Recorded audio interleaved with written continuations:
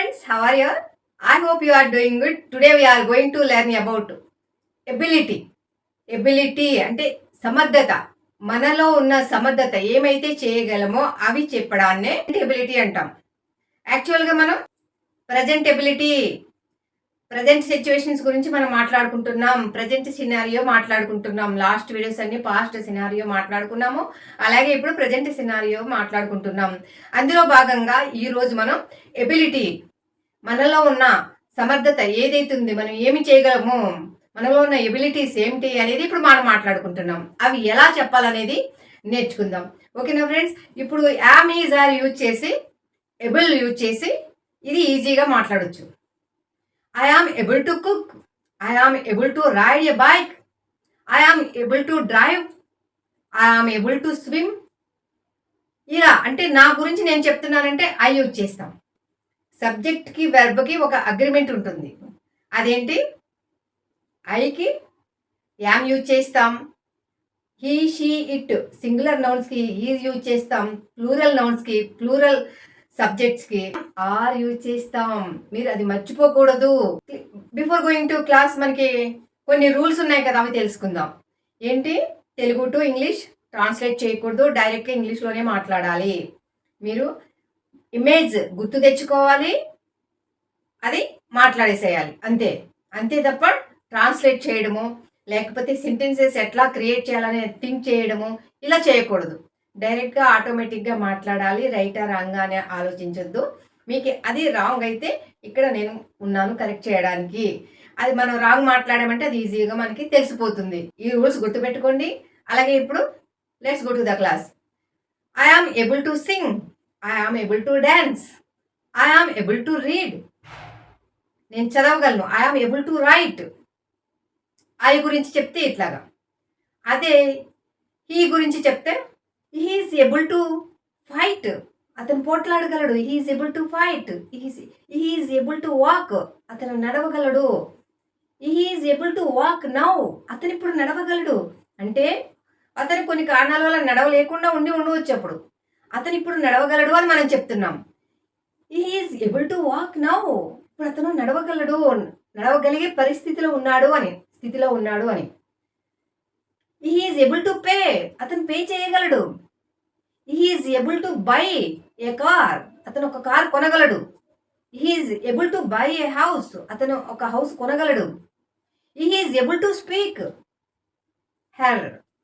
అతను ఆమెతో మాట్లాడగలడు. ఇలా అతని గురించి చెప్తే హీ అన్నప్పుడు ఏం యూజ్ చేసాము? Is able. అదే నెగిటివ్ చెప్పాలంటే ఎలా చెప్తాము? He is unable to walk. అతను నడవగలిగే స్థితిలో లేడు. He is unable to buy a car. అతను కారు కొనగలిగే స్థితిలో లేడు అని. He is unable to buy a bike. అతను బైక్ కొనగలిగే స్థితిలో లేడు. He is unable to buy a mobile. He is unable to buy a mobile. అతను మొబైల్ కొనే స్థితిలో లేడు. నెగిటివ్. అదే క్వశ్చన్ వేయాలంటే ఎట్లా ఇస్తాం చెప్పండి? Is he able to walk? Is he able to by? Is he able to buy A mobile? Easy తీసుకెళ్ళి సబ్జెక్ట్స్కి ఫ్రంట్లో అప్లై చేస్తాము.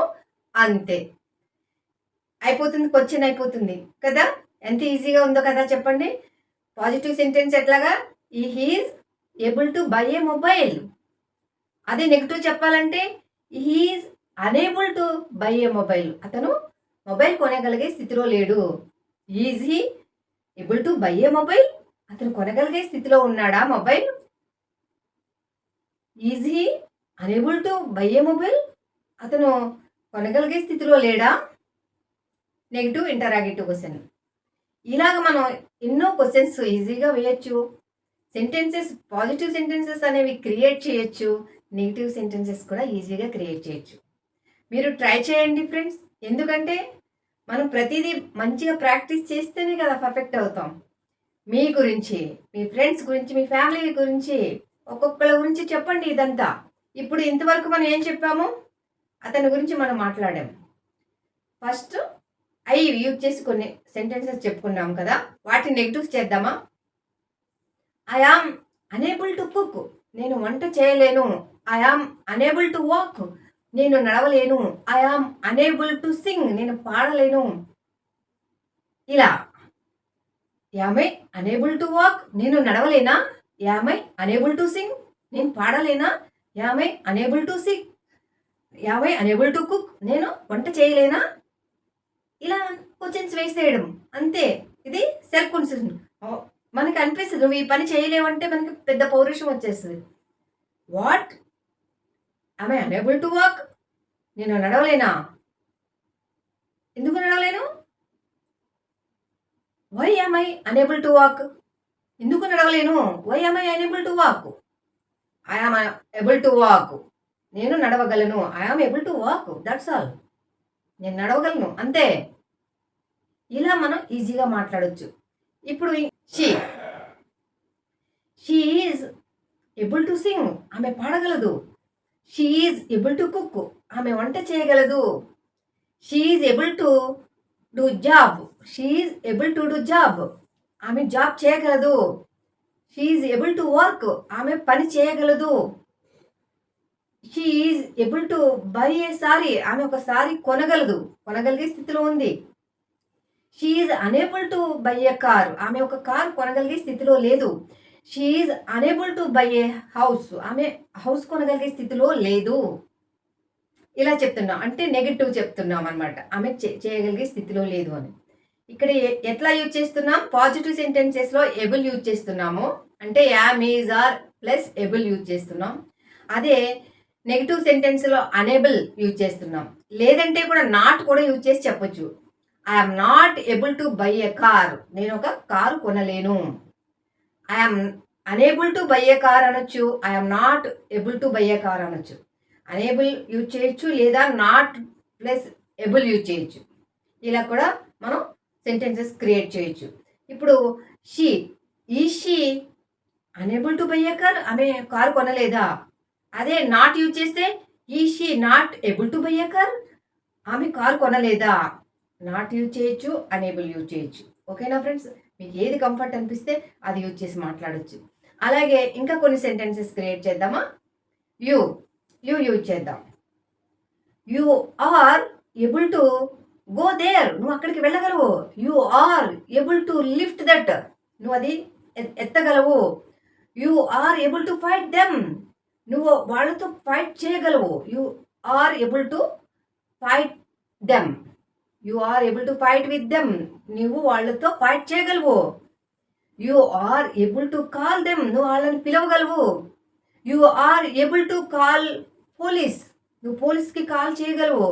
You are able to read. నువ్వు చదవగలవు. You are able to write the exam well. నువ్వు ఆ exam బాగా రాయగలవు. ఇలా చెప్పాలి friends. You are able to work well. నువ్వు చాలా బాగా పని చేయగలవు. You are able to run. నువ్వు పరిగెత్తగలవు. You are not able to run. నువ్వు పరిగెత్తలేవు. ఇదే అనేబుల్ టు యూజ్ చేస్తే you are unable to run. నువ్వు పరిగెత్తలేవు. You are unable to run. నువ్వు పరిగెత్తలేవు, పరిగెత్తే స్థితిలో లేవు అనేసి ఇక్కడ మీనింగ్ వస్తుంది. You are unable to run. నువ్వు పరిగెత్తగలిగే స్థితిలో లేవు, పరిగెత్తలేవు అనేసి వస్తుంది. You are able to dance. నువ్వు డ్యాన్స్ వేయగలవు. You are not able to dance. నువ్వు డాన్స్ వేయలేవు. You are unable to dance. నువ్వు డ్యాన్స్ వేయగలిగే స్థితిలో లేవు. ఇలాగ 2 టైప్స్లో కూడా నెగిటివ్స్ చెప్పొచ్చు.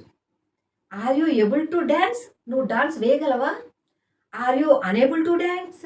నువ్వు dance వేయలేవా? Are you not able to dance. నువ్వు డ్యాన్స్ వేయలేవా, వేయగలిగే స్థితిలో లేవా? క్వశ్చన్స్ అడగాలంటే ఇలా అడగాలి. ఓకేనా ఫ్రెండ్స్? ఇంకా కొన్ని సెంటెన్సెస్ చెప్పుకుందామా?